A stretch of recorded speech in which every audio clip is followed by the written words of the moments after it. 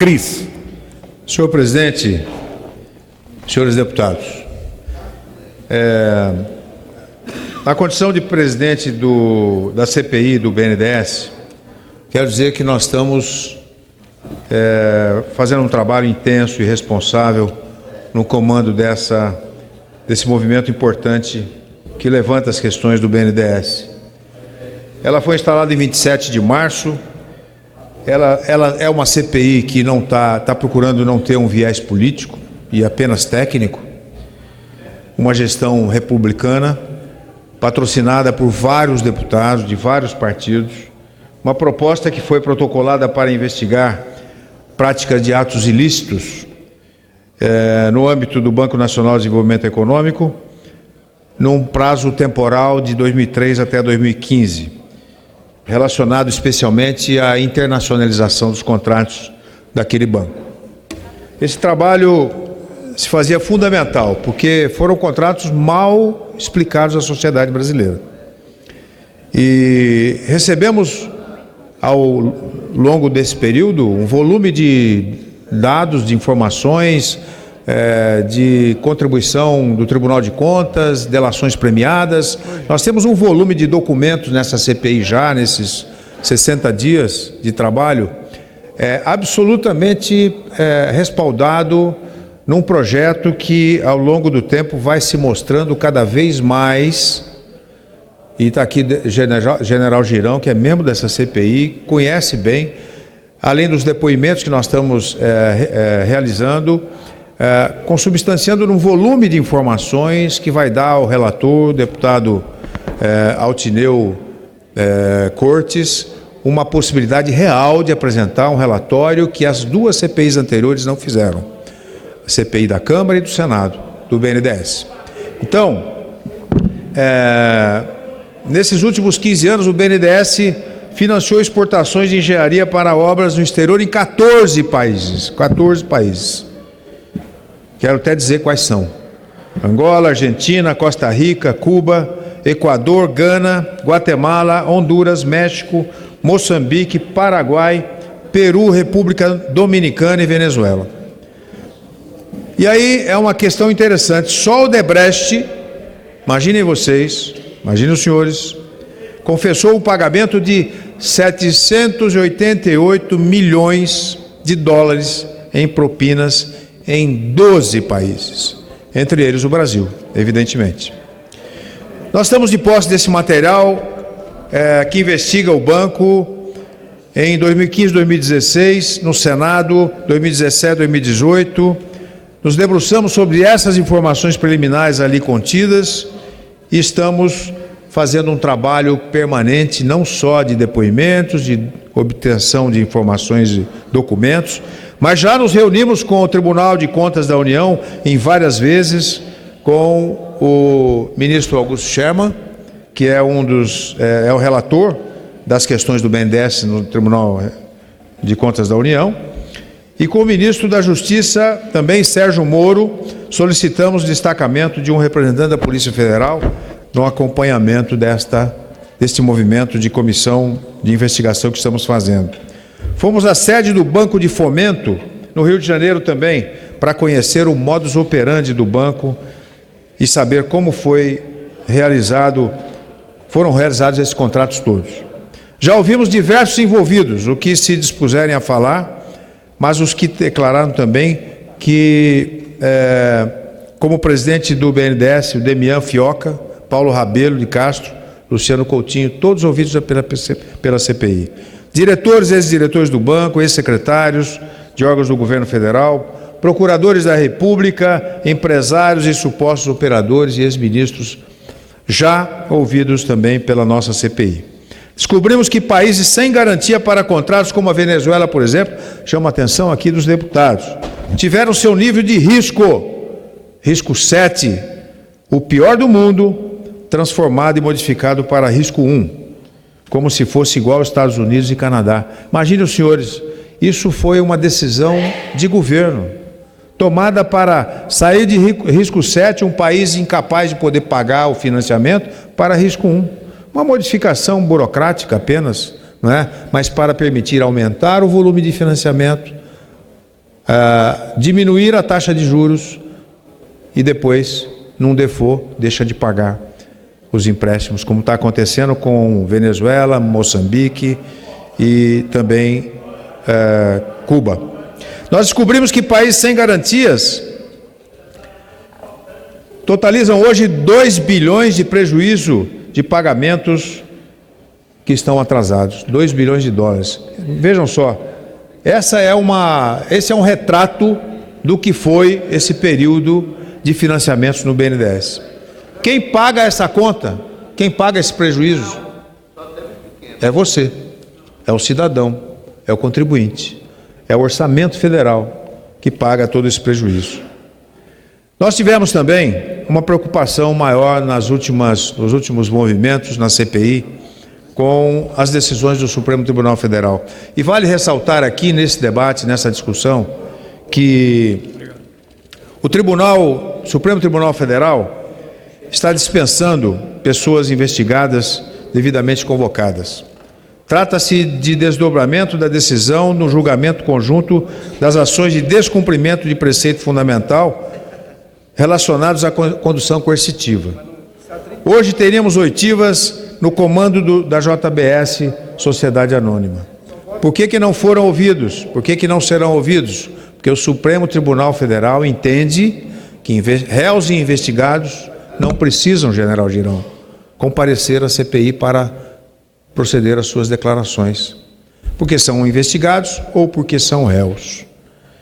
Joesley Welles Batista e o pai dele, José Batista Sobrinho, foram dispensados porque uma decisão tomada pelo Supremo, pelo ministro Gilmar Mendes, no caso da CPI de Brumadinho, pela decisão de Joesley e Wesley Batista e também do pai deles, numa decisão do ministro Celso de Mello, dizendo que não há necessidade de comparecimento desses réus, pois são investigados e são réus nesses processos. Pela operação Bullish, a JBS é cobrada pelo ressarcimento de 2 bilhões ao BNDES por conta de prejuízos causados. Imaginem os senhores, quer dizer, é um processo realmente deslavado de enfrentamento da corrupção que nós estamos fazendo na CPI, como precisa ser feito por esse país, que precisa ser passado a limpo. E o BNDES também, que foi o agente financiador desses empréstimos, também, apesar de toda a dificuldade que estamos tendo para mostrar que houve uma grande decisão política de governo para que esses empréstimos fossem feitos, o BNDES simplesmente chancelou, não é? Evitando muitas vezes a avaliação de risco que deveria fazer, independentemente das ações da Camex, de governo, que definiram os riscos de um país para o empréstimo. Mas dizem, o empréstimo são para as construtoras, para as empresas, não é para nenhuma outra alternativa que não seja. Mas quem garante o financiamento são os países, são os governos de Angola, de Moçambique, da Venezuela e tantos outros países também. Mas eu gostaria de ouvir o deputado Girão. Muito obrigado pela presença numa parte. Deputado ouvir Vossa Excelência, que faz parte da nossa comissão.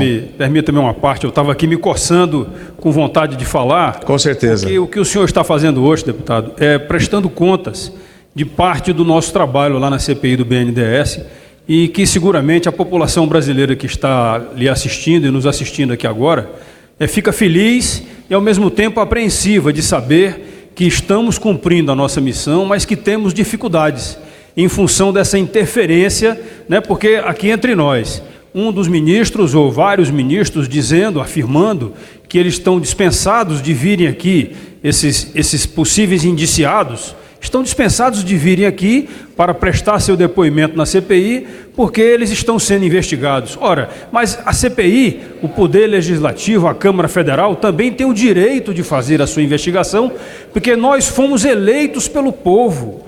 Nós temos o mandato legítimo e o direito legítimo de investigarmos também essa quantidade de desvio de dinheiro que aconteceu. E que, com certeza absoluta, deputado Vanderlei Macris, a gente ouve lá durante as oitivas e lendo os relatórios de que parte desse dinheiro que era desviado ele voltava para o Brasil para alimentar campanhas políticas, voltava para alimentar enriquecimento de determinadas pessoas, autoridades até da República, que lamentavelmente criaram, né, essa casta de proteção no entorno dela de não precisarem dar depoimentos, não precisarem dar declarações. Eu gostaria de destacar aqui que o que o Poder Legislativo Federal, que a Câmara dos Deputados está fazendo, nada mais é do que exercer o seu poder legítimo de investigar.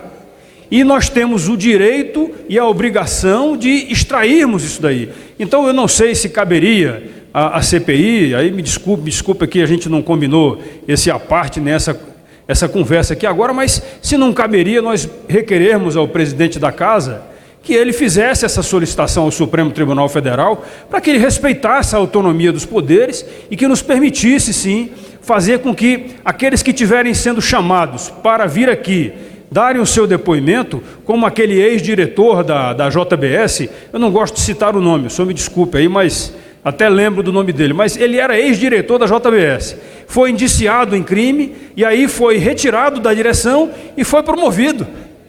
Recebeu uma promoção dentro da JBS. Então, parece até brincadeira a gente rir disso daqui, mas foi a verdade que aconteceu.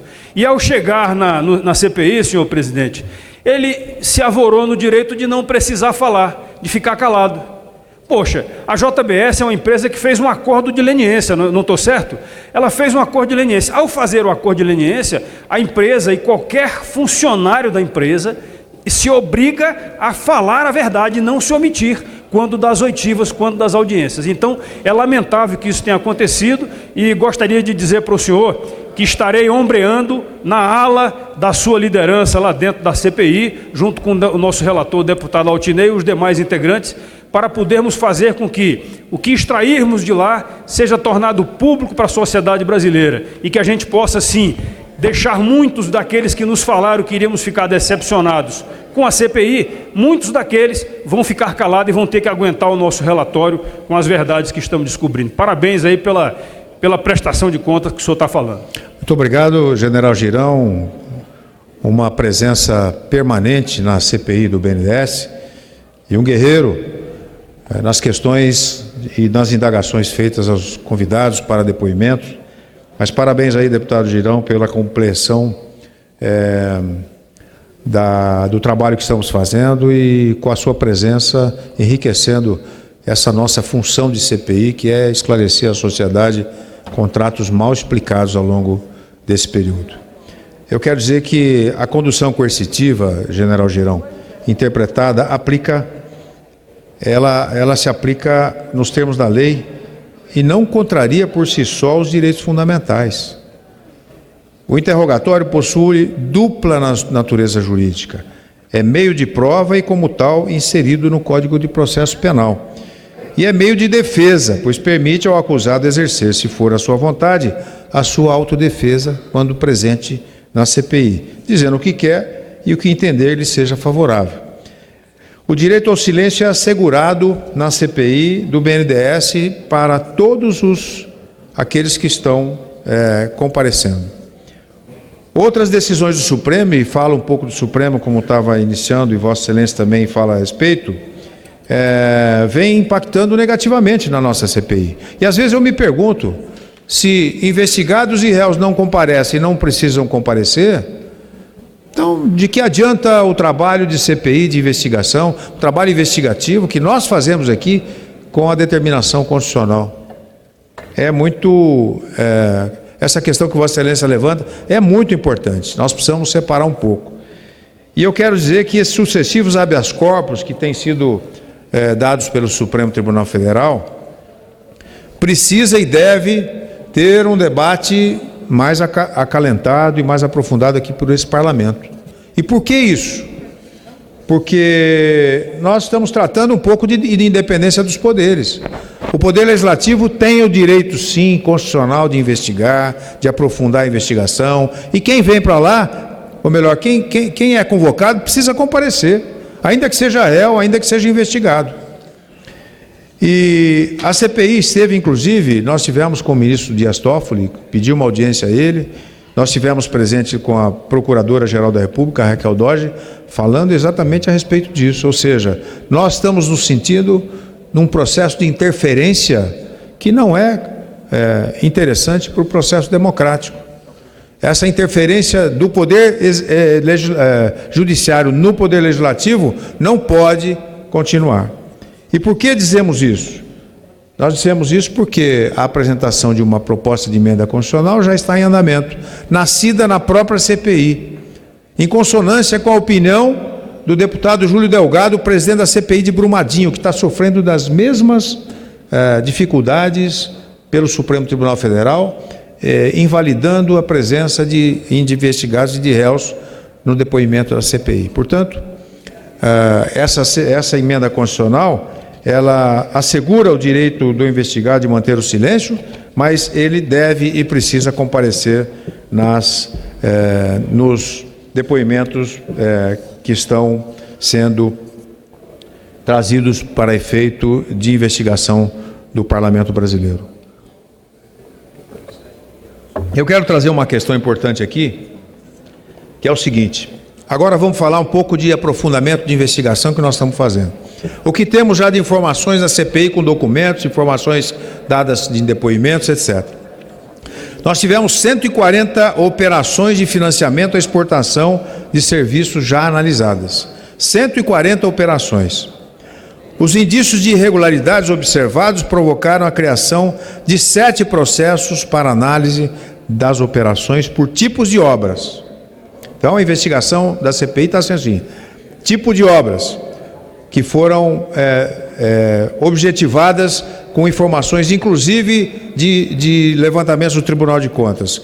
Rodovias, hidroelétricas, obras urbanas, portos, estaleiros, gasodutos, aeroportos e usinas siderúrgicas. Isso foram motivações de empréstimos que foram feitos para esses países e para a empresa Odebrecht, principalmente, não é? Que detém um volume grande de percentual acima de 75% das obras e dos empréstimos realizados. Auditorias realizadas em 4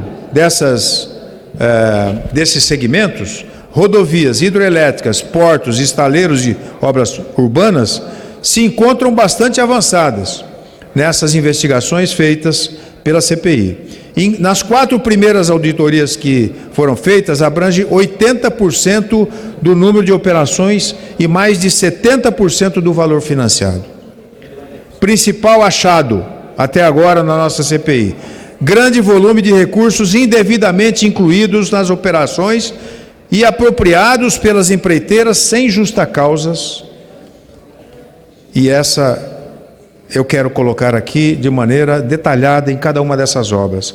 Por exemplo, empréstimos para rodovias: 2 bilhões 115 milhões de dólares em valor financiado. Vejam, senhores, 1 bilhão e 66 milhões de dólares em valor indevido, 50% constatado como valor indevido. Hidroelétricas: 2 bilhões 186 milhões de dólares em valor financiado, 911 milhões de dólares em valor indevido, 42% do financiamento. Obras urbanas, nesses países todos: Venezuela, Cuba, Moçambique. Obras urbanas: 2 bilhões e 55 milhões de dólares em valor financiado, 932 milhões de dólares em valor indevido, ou seja, 45% do dinheiro levantado não tem justificativa. É um valor indevido. Obras portuárias: 650 milhões de dólares em valor financiado, 416 milhões de dólares em valor indevido, 64%, delegado Pablo. 64% de dinheiro financiado e que não foi usado na obra especificamente. Total disso: 7 bilhões de dólares em valor financiado e 3 bilhões 325 milhões de dólares em valor indevido. 47% desse valor, um valor indevido. Por que foi possível? Ausência de regulamentação específica. Valor a ser financiado foi estabelecido por meio de percentual sobre o valor da obra, sem avaliação dos itens exportáveis em relação à realidade dos empreendimentos. inconsistência na informação de valor dos itens exportáveis. Isso foi possível, esse financiamento, por causa da inconsistência. As incoerências entre os contratos da obra e do financiamento. Incoerências. O financiamento de BDIs em percentuais extremamente elevados. Irregularidades relativas à verba de contingência. Ausência de exigência de comprovação de itens exportados. Gente, meus caros amigos, deputados, é estarrecedor o volume de recursos que a gente vê financiado com recursos do BNDES, recursos do cidadão, recursos do contribuinte sendo gasto dessa forma. A ausência de exigência de comprovação de itens exportados. Ou seja, dá o dinheiro. Como eles vão fazer, não tem problema. Quer dizer, não há nenhuma exigência de comprovação. Irregularidade, duplicidade no cômputo de diversos itens. Houve duplicidade para poder justificar o financiamento.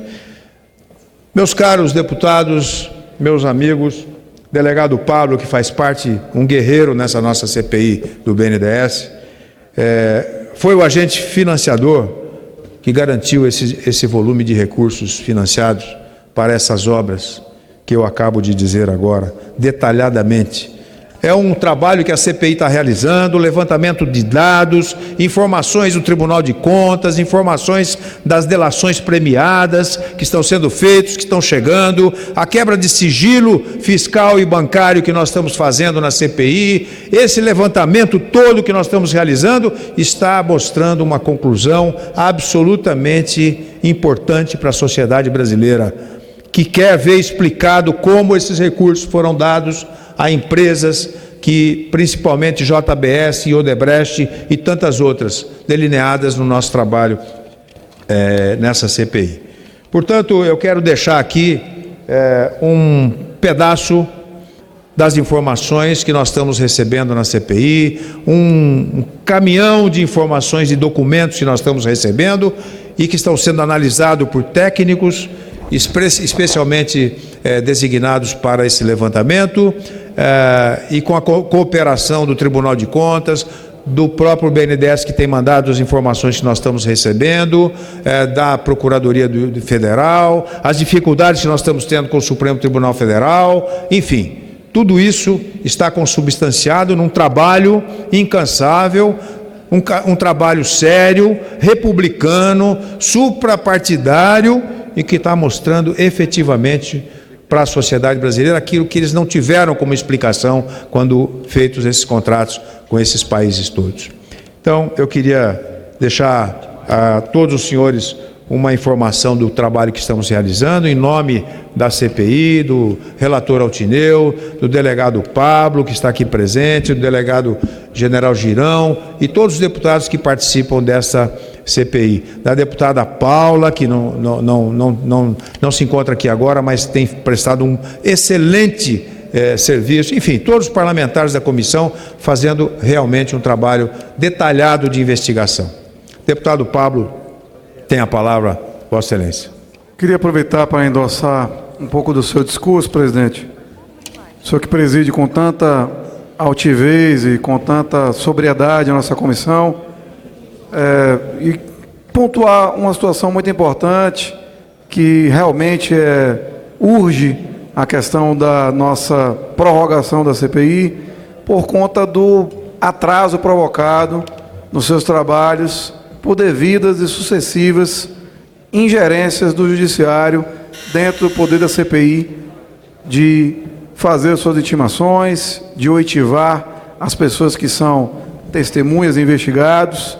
E lá tivemos várias paralisações e vários casos onde nós tivemos pessoas que não conseguiram apresentar os dados e testemunhos devidos à Comissão Parlamentar de Inquérito do BNDES como deveriam.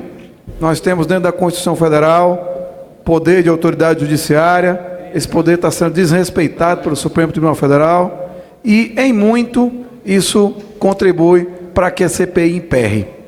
Nós precisamos de mais prazo para que os trabalhos e esses inúmeros documentos que o senhor citou sejam colocados aí em discussão, em cheque, em debate, e com isso toda a sociedade brasileira ganha.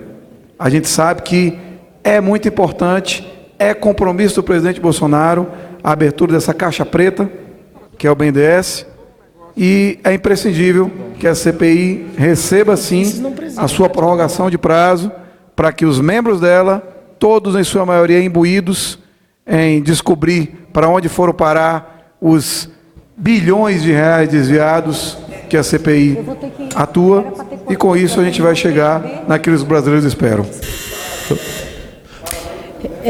Muito obrigado. Eu preciso, deputado Macris, eu preciso fazer só uma interrupção na sua fala, depois eu concedo mais um minuto para finalizar, mas eu preciso fazer um comunicado à casa, então muito obrigada por compreender, deputado Macris. Tudo bem, presidente. A presidência informa que está cancelada a ordem do dia da presente sessão e que será convocada a sessão deliberativa extraordinária com a mesma pauta para hoje, às 19 horas. Deputado Macris, só para pode concluir, continuar e concluindo aí o grande expediente. Parabéns.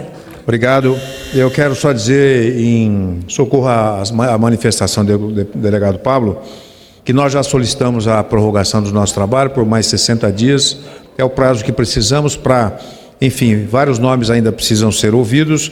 Temos que confrontar depoimentos, alguns deles talvez até em acariação precisamos fazer, e esse prazo de 60 dias será muito importante. Estamos em contato já com o presidente Rodrigo Maia, até com o relator Altineu já também conversou com ele.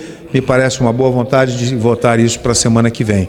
Esperamos que essa decisão seja tomada por esse plenário. Faço um apelo a todos os parlamentares que possam colaborar e aprovar essa prorrogação, a fim de que nós possamos entregar um trabalho realmente cansativo, mas de grande importância para que a sociedade brasileira tome conhecimento. Muito obrigado. Presidente, só para finalizar... Só um minutinho. Obrigada, deputado Macris, mas o novo deputado pediu mais um minuto. Eu vou conceder um minuto. Obrigado, presidente.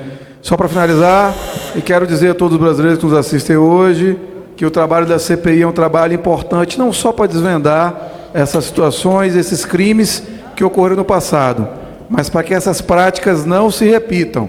Recentemente tivemos um ministro, na verdade o presidente do banco, questionado a sua lealdade ao presidente da República, foi substituído, e assim tem que ser com uma instituição como o BNDES, que trabalha com o dinheiro do povo, que trabalha com o suor dos brasileiros entregue nos tributos, que não pode mais ser objeto de desvio e de lavagem de dinheiro, de roubo, de assalto do erário público, como foi nos últimos anos.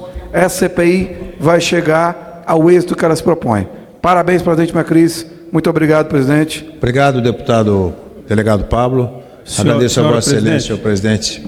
Senhora presidente, só para corroborar, por favor, corroborando o que foi falado aqui, dizendo o seguinte, deputado Macris, que seja solicitado que essa nossa abordagem que o senhor muito bem fez hoje aqui possa ser dado publicidade aí nos anais aí da casa, hoje na Hora do Brasil, se possível, e que nós possamos também, que a população brasileira saiba que esse dinheiro que saiu do Brasil para essas obras de arte, como a gente diz, né, que foram, na verdade, arte, entre aspas, né, e não obras de engenharia somente, essas obras de arte que envolveram também fusões de empresas que envolviam a parte de madeiramento, de celulose e também de comercialização de carne, já que o Brasil é o maior exportador de carne do mundo. Então, é lamentável que esse dinheiro todo, que era nosso do Brasil, saiu do nosso país para sustentar essa criminalidade lá fora e talvez outros países, e não foi investido aqui na infraestrutura do nosso país, que é tão carente e tão precária. Muito obrigado. Muito obrigado, deputado General Girão. Agradeço a presidente, deputada Giovana, pela oportunidade desse debate, e agradecendo também a todos os parlamentares que me apartearam. Muito obrigado.